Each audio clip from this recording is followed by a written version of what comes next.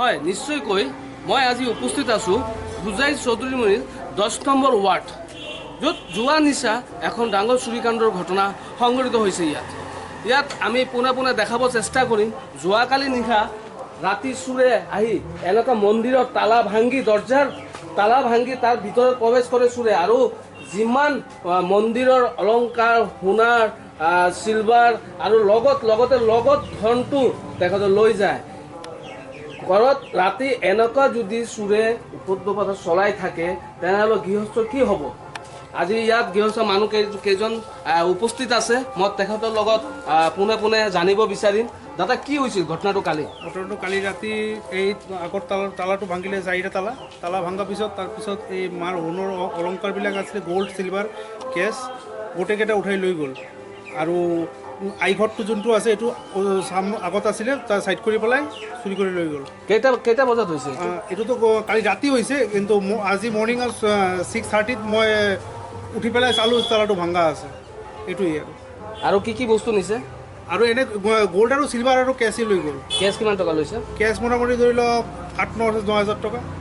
ৰাতি আপোনালোকে মানে ঘৰতে উপস্থিত আছিল? আপোনালোকে ৰাতি ঘৰতে আছিলোঁ। আপোনালোকে ঘৰত থকা অৱস্থাত তাত মানে চুৰে তাণ্ডৱটো চলালে? হা, চুৰে তাণ্ডৱটো চলাইছে। এইটো জাগাটোৰ নাম? এইটো জাগাটোৰ নাম Hojai Krishnanagar 10 number ward. 10 number ward. আপোনাৰ নামটো? মোৰ নাম সুব্ৰত কংসবনী। এতিয়া আৰক্ষীক আপুনি অৱগত কৰিছে নেকি? অৱগত কৰাইছোঁ, আহি পেলাই ইনভেষ্টিগেশ্যন কৰি গৈছে। আপোনালোকে এজাহাৰ দিলে? এজাহাৰ দিয়া যাম। এতিয়া এজাহাৰ দিবলৈ যাম। 40 সাল। কি ক'ব দাদা? মানে মন্দিৰটো আজিৰ পৰা 40 বছৰ আগৰ হয়। এইটো অপ্ৰতি মন্দিৰ হয়। মানে বহুতখিনি মানুহে ইয়াতকৈ ডনেট কৰিছে। আপোনাৰ যেনেকৈ কোনোবা কিবা ইচ্ছা ৰাখিলে মোৰ এই কাজটো হ'ব তো মই কৰোঁ। ইয়াত সোণৰ বহুতখিনি বস্তু আছিল।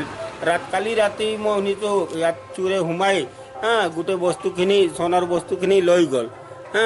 তালা ভাঙিছে, দুটা তালা ভাঙিছে, ভিতৰত আৰু তালা আছিল সেইটোও ভাঙিছে, ভাঙি পেলাই লৈ গ'ল। পাছত আমি পুলিচক ইনফৰ্ম কৰিলোঁ, পুলিচ আহিছে, ইনভেষ্টিগেশ্যন কৰিছে। ইনভেষ্টিগেশ্যন কৰাৰ পাছত সিহঁতে গ'ল, কৈছে FIR-টো দিবৰ কাৰণে। আমি FIR কাৰণে গৈছিলোঁ, তেতিয়া মানুহ নাছিল।